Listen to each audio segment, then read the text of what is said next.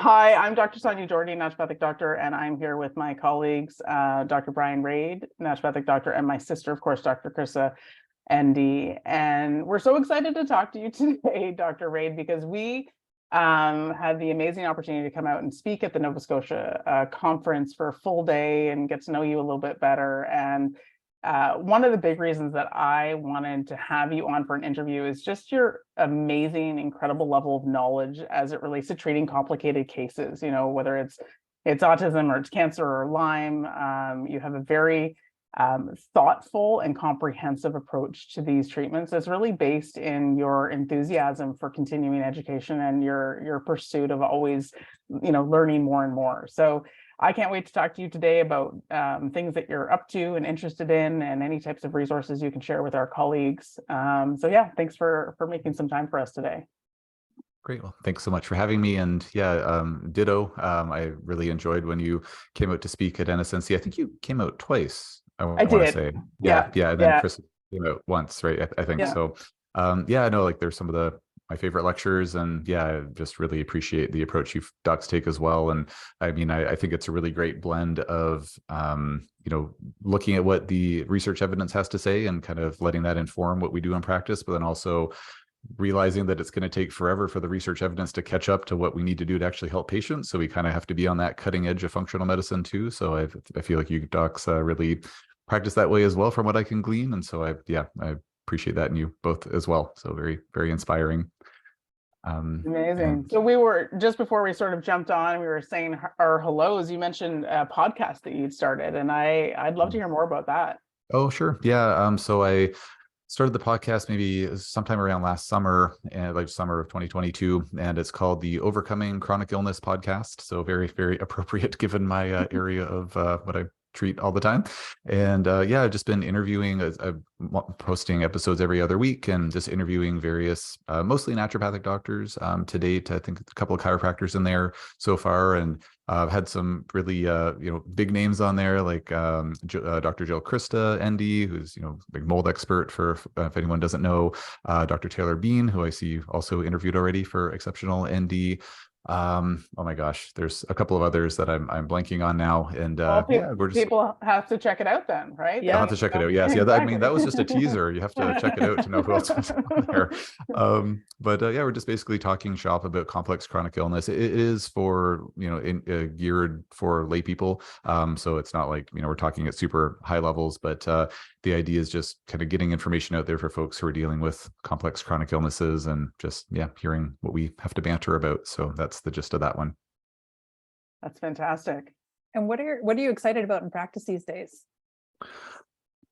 So a couple of things. I mean, one of the things that I'm excited about is just been hearing more and more about optimizing muscle mass in patients. And I did a presentation for Designs for Health, like the supplement company, maybe 2 years ago or something like that. I'm not like sponsored by them or paid by them. Like, they paid me a speaking fee for putting this together for their conference, but it was all about looking at the optimizing, or the impact of mitochondrial health on basically, I think the theme of the conference was longevity. So like, oh, well, I'm going to look at that from a mitochondrial perspective, and just looking at the research literature, like, oh my gosh, like there's quite a lot of research literature looking at, you know, yes, there's a big link between mitochondrial health and mitochondria numbers in our cells, and longevity, so lifespan and health span. Health span, for anyone who doesn't know, is like basically how long are you alive for while you're still considered to be generally healthy, you know, before you become infirm. So I think most of us would say, like, yeah, I'll sign up for about 90 years and be healthy for like all of those days until I get eaten by a bear, you know, at 90 or something like that. Or maybe there's a more graceful way to go, I don't know. As opposed to like, oh, I'm going to live to 100 but be like, you know, sick and infirm for the last 40 years of my life. You know, it'd be a very, you know, much shorter health span. But one of the things that I was really interested in, that kind of piqued my interest when I was doing that literature reviewing, was a big predictor of longevity, health span and lifespan, is our muscle density. You know, so kind of the antithesis of that is sarcopenia. And if we can try to waylay that and actually actively fight back against it by increasing muscle mass, it turns out it's really, really good for us. And then I've had, you know, several patients where they're, doing a lot better health-wise, folks with a history of complex chronic illness, whether it was, Lyme, co-infections, mold, heavy metal issues, mast cell activation, SIBO, like whatever it was, sometimes all of the above, they're doing a lot better, but they're still not, back to their pre-illness baseline, or maybe their pre-illness baseline wasn't that great, and they're back to that, but they're like, oh, I want to feel even better. And sometimes we're like doing everything right on paper, like, they're eating really well, they're, getting good sleep, they're on the right kind of supplements, they're, avoiding toxins in their life, this and that. And yet they're still not, their metabolism's maybe not quite where they want it to be. Their energy levels aren't quite where they want it to be. And so I have, a growing end value of patients where the only thing, the variable we're changing is that they're going out and building muscle mass, not getting like all jacked like Arnold or anything like that, but they're just, lifting some weights, lifting some heavy things, getting more toned and fit in that way. They're like, hey, my energy's improving. It's like, well, what happens when your muscles get bigger? Well, you're going to have more mitochondria that are going to be needed to fuel those muscles. So you literally have more energy producing factories working for you. Helps, of course, with, blood sugar regulation, can go on and on about how important muscle mass is, but just kind of seeing that shift, like move the needle, even, the complex chronic illness world, it's like, oh, well, that's interesting. And so now I have some patients, even before they get to that point of like, oh yeah, I've dealt with all the root cause stuff. And like, now I'm just ready to health optimize. It's like, well, I'm still in the throes of dealing with the, health, root cause issues, but talking to them about, well, maybe do what you can, if, even lifting light weights or things like that, things just build up your muscle mass a little bit more. And that seems to be improving the velocity at which folks are getting better too. So I'm, kind of playing with that a bit more. So that's something I've been quite excited about. But there's maybe some other things too, but that's at the top of my mind. Can you measure that in blood? That journey? I don't know. Okay. I don't know how you would. I want the answer to be yes, but I don't know how. Our mom just broke her hip. So we're like, muscle mass, bone mass. Mhm. So I just took a look at our hospital blood work and I'm like, I need her to get lift weights and a lot of things we talk about, but yeah, Mhm. it's interesting. So you, Brian, like I did some, training with Defeat Autism Now, and I found that sort of lens of mitochondria has really informed my practice. And I do think mitochondrial medicine can help, in my world, most of the kids with developmental concerns, and now we're seeing mitochondrial medicine be applied in different areas. So my little guy, he's 12 now, but I want to keep him on the mitochondrial supports, but now he's really interested in being like shredded and he's like, am I fit? And so I found this Mhm. paper about muscle, the amount of muscle that you can improve with CoQ10. So that's how I got him keeping his CoQ10 in, and his Nice. carnitine. I'm trying to like reframe what I'm trying to do to support his autism as muscle mass and strength, because that's where his area of interest is now. You got to have an in with your patients, even if they're your kids, right? Yeah. And it's like, well, here, can you take this? No, it'll make your muscles bigger. Yes. Yeah. And the other thing you mentioned too, which I think I'm really excited about, and I'm actually going to see if we can get a hold of that Designs for Health presentation. Maybe we can post that and get Designs for Health, having more people watching that. But you mentioned that you also put together a lecture for practice management, which is such a huge issue, I think, for all of us ongoing, but particularly the younger naturopaths who are just graduating, trying to build, a new life as a healthcare provider. So what can you tell me about your lecture? And then is there anywhere that people can find it so they can beef up that knowledge? For sure. Yeah. Well, just to give a little bit of a background story on it. So, I've had the opportunity to mentor a lot of naturopathic students and naturopathic graduates. I've had, I'm sure, like you docs, lots of students come out to shadow me over the course of time. They kind of hear about you through the grapevine. They're like, oh, I want to go see what that guy's doing out on the East Coast. Yeah. And I've had maybe about 10 students or so to date who have done 1-month-long externships with me as part of their 4th year training, most of them from CCNM, a couple from Boucher. And then I'm currently hosting my 7th naturopathic resident. So, just post-grad, satellite residency program. So like, lots of mentoring opportunities, which has been great. And one of the things that comes up quite often is just things around practice management. So for probably, 5 years or so, or about 5 years ago, I started thinking like, I just started reflecting on my own practice and like, well, how did I have a successful practice? I'm thankful to say, I mean, on some level, I wish I didn't, because I mean, everybody is cured and well, but you know, as I said many times, I'd be happy to be an organic farmer. Like that would be fine. If everybody's cured, I'll find something else to do. But given that, you know, that hasn't happened yet, I, you know, have a successful practice. And I thought, well, you know, how did my practice become successful? And, you know, I don't think it was due to blind luck. Like I look back and was like, okay, I think there's like multiple reasons why it's, you know, I've grown a successful practice. And, you know, I think I heard on one of your other interviews that you docs have been practicing for about 20 years now. Did I hear that correctly? Yeah, see my silver coming in here. Nice, nice. I've got a lot of it. So yeah.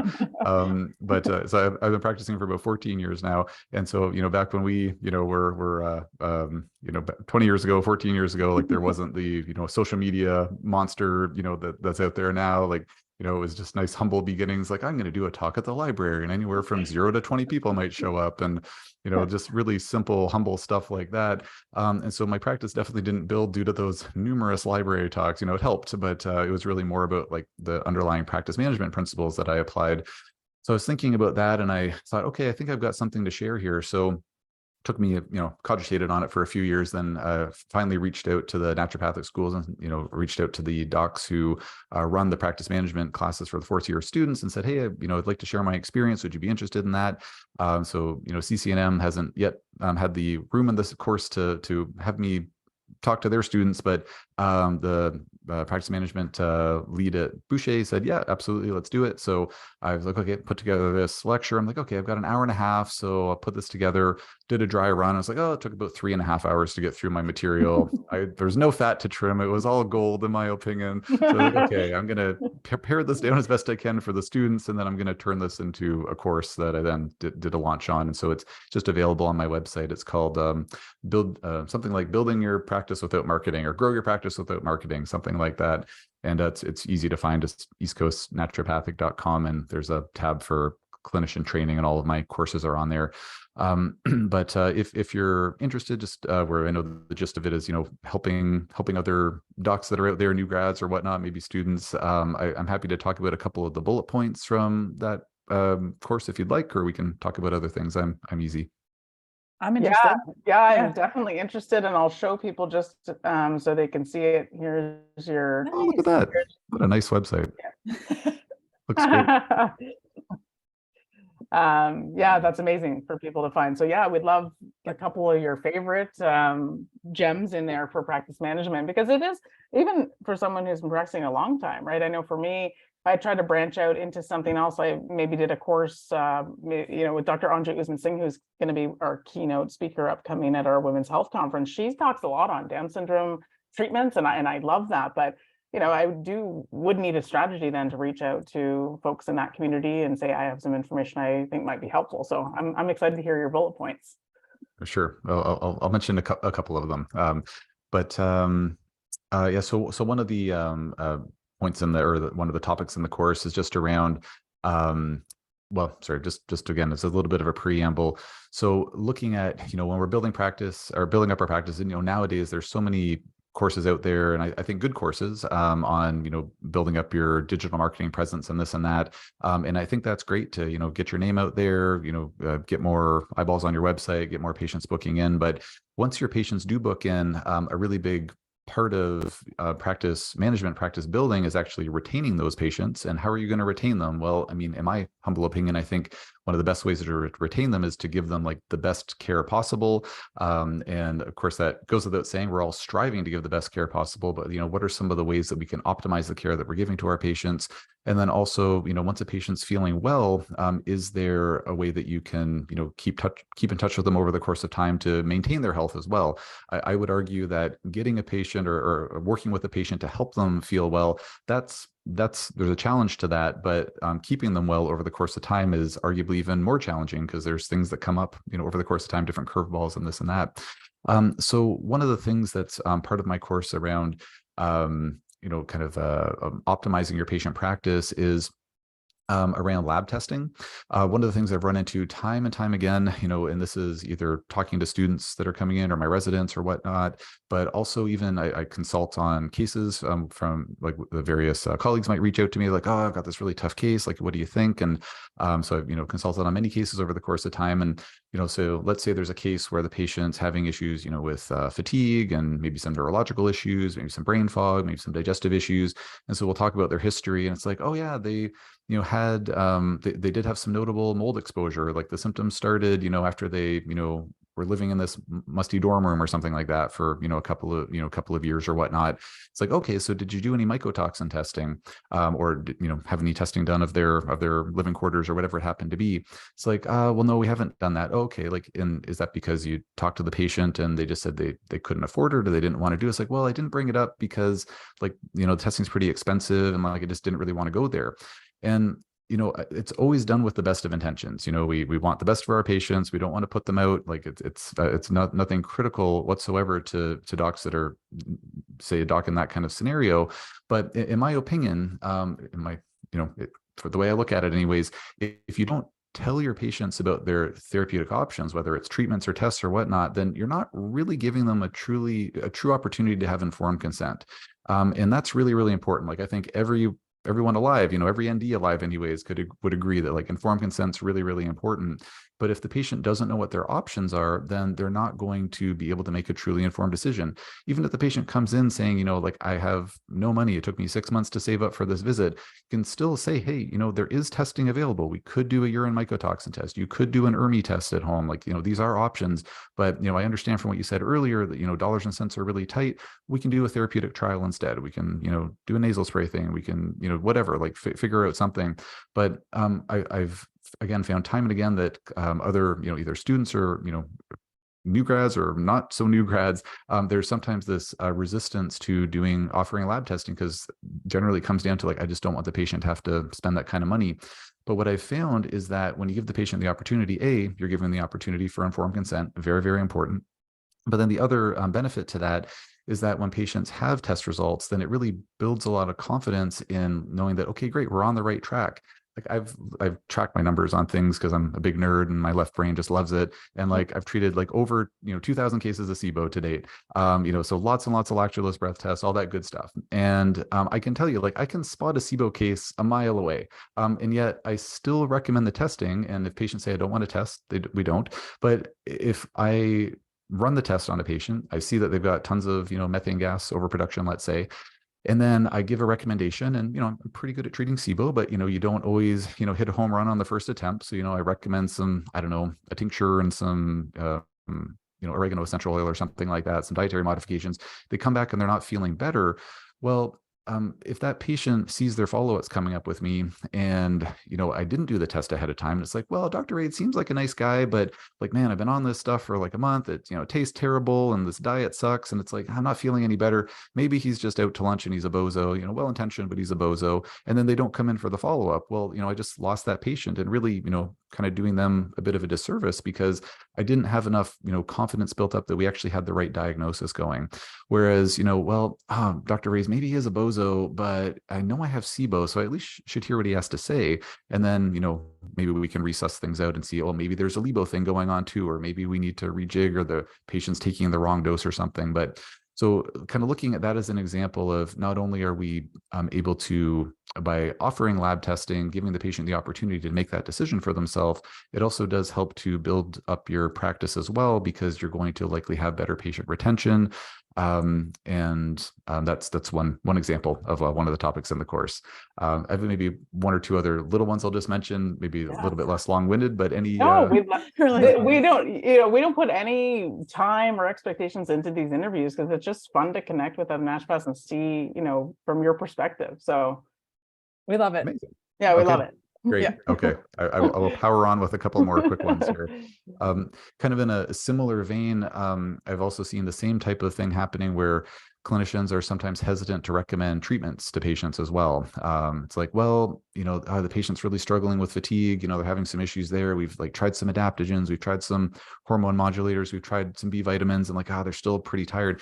well, you do IV therapy in your clinic, right? Well, yeah, I do. Have you mentioned like a Myers cocktail or something else? It's like, no, like I just, I've thought about it, but like, no, I haven't brought it up. And it's like, I can't tell you how many patients are so thankful when they hear that there's an opportunity to be like, oh, this could help me to have more energy faster. Like this is something that could get me to the finish line faster. Like if they say like, they might say, I'm not interested at all. No problem. Move on. Or, oh, I'd love to do that, but like, I just really can't afford it. It's like, okay, no problem. Move on. But in many cases, it's like, oh, that sounds great. Let's give a couple of these a try, and you get a patient feeling better faster. And it's just a win-win for everyone. So not only is the patient feeling better faster, they're achieving their treatment goals, but it is also something that has a positive impact on your practice as well, because you're going to, be busier running more Myers cocktails or whatever it is that you happen to be utilizing.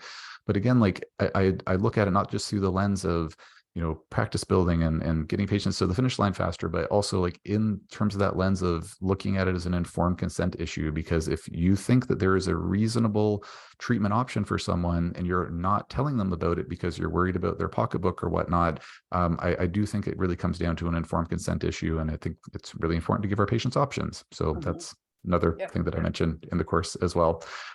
The one last thing. Thank you. The one last thing I'll mention, which kind of dovetails on the last one, is I think that trying to diversify one's skill set as much as possible is also a big asset. So it's not only is it good for our patients, if there's more tools that you have in your tool bag that you can help people with, but also it is something that has a lot of practice building potential to it as well.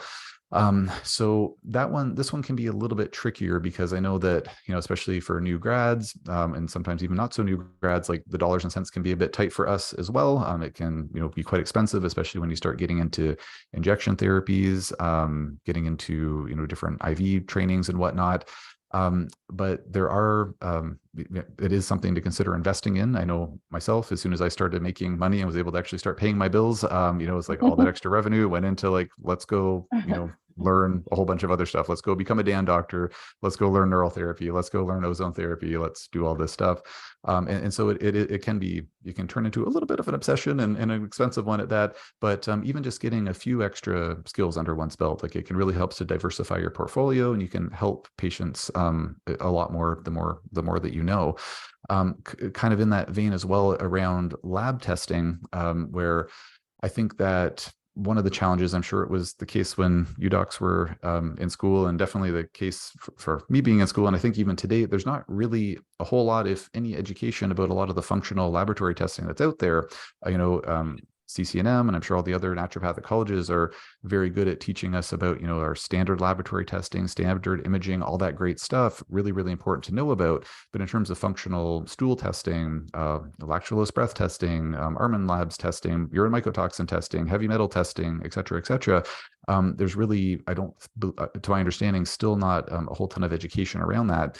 And so, as it can be expensive to learn about different treatment modalities, a lot of the companies that offer these functional lab testings, they have free webinars, courses, conferences, all that good stuff. So there's not really any financial excuse to not learn about those testing options for your patients. And I mean, granted, there could be a time excuse because some of us are very busy with kids and all these things that we're doing. But I think that's something that's important to learn about as well. So kind of diversifying not just your treatment options, but also the testing options for patients.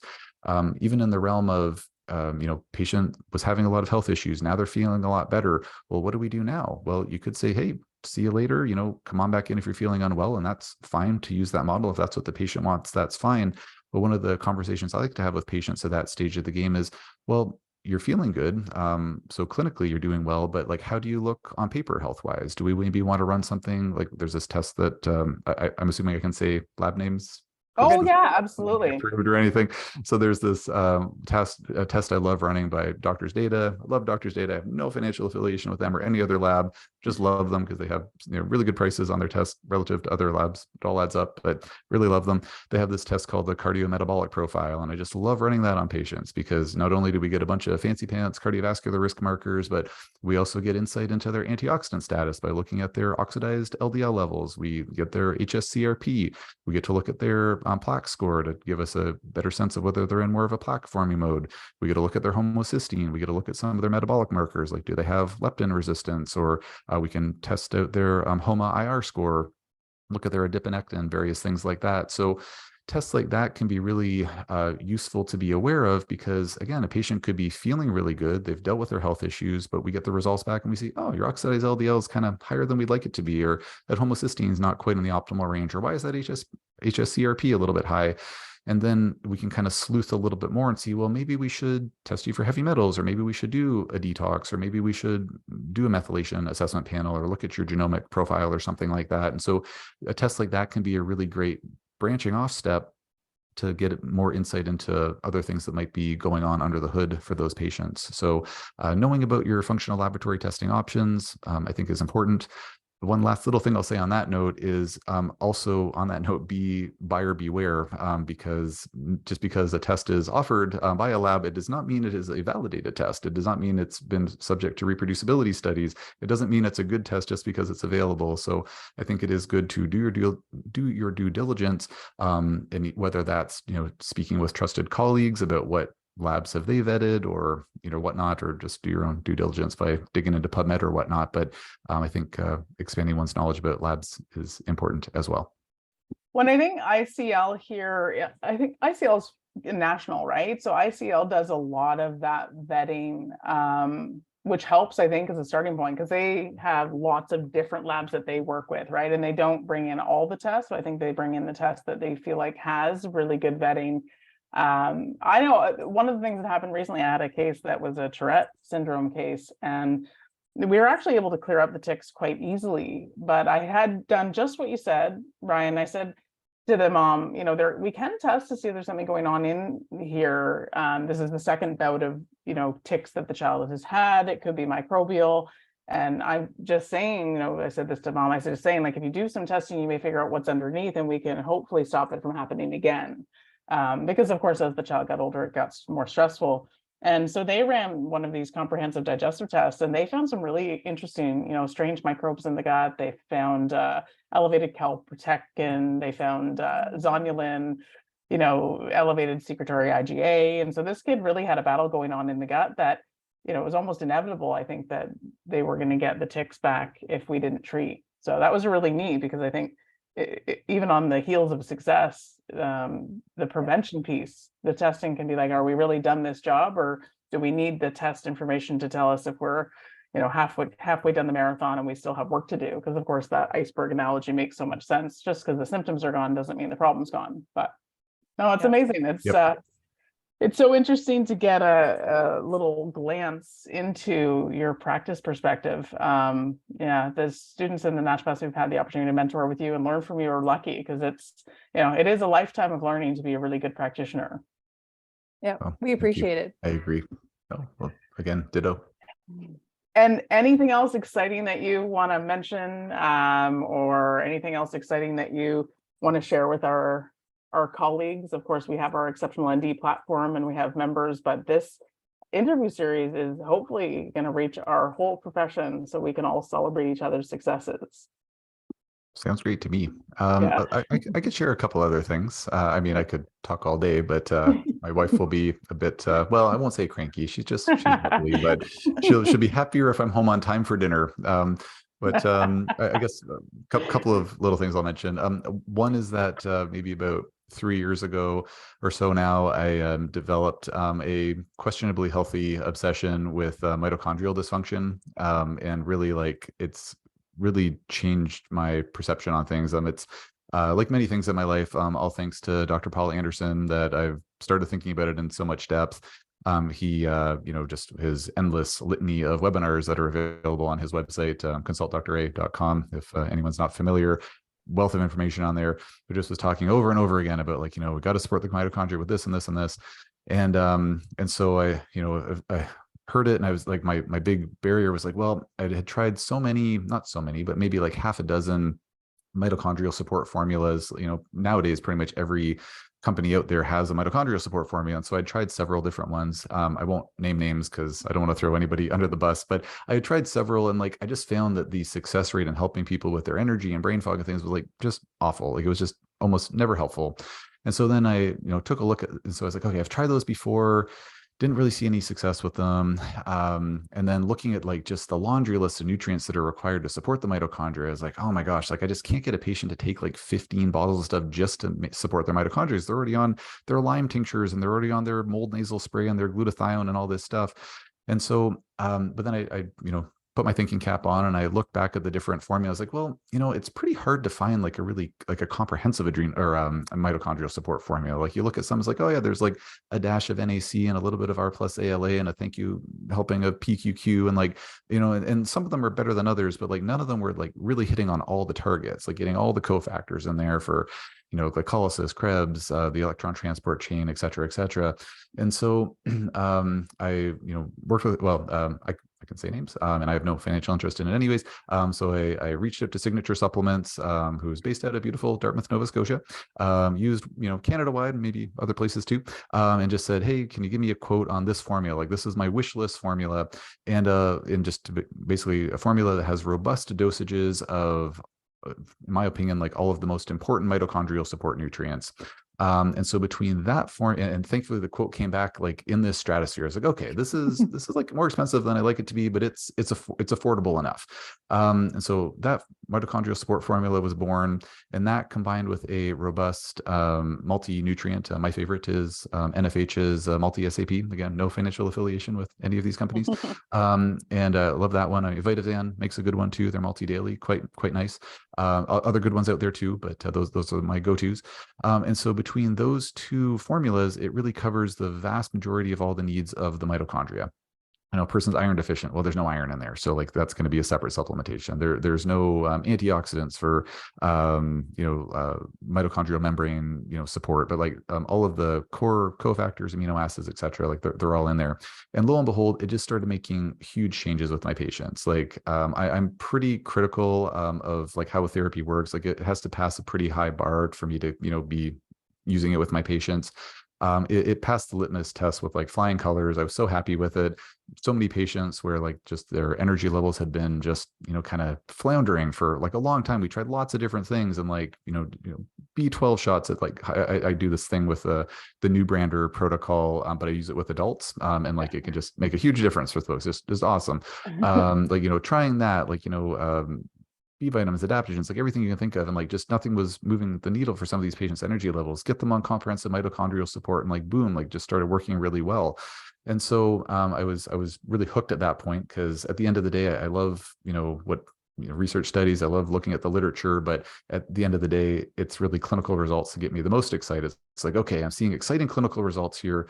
Well, I'm going to start diving into this mitochondrial physiology more so. So anyways, long story short, long story slightly longer. I went up putting together a mitochondrial dysfunction course, also on my website, same place as the other course. And yeah, just really sort of started this love affair between me and the mitochondria.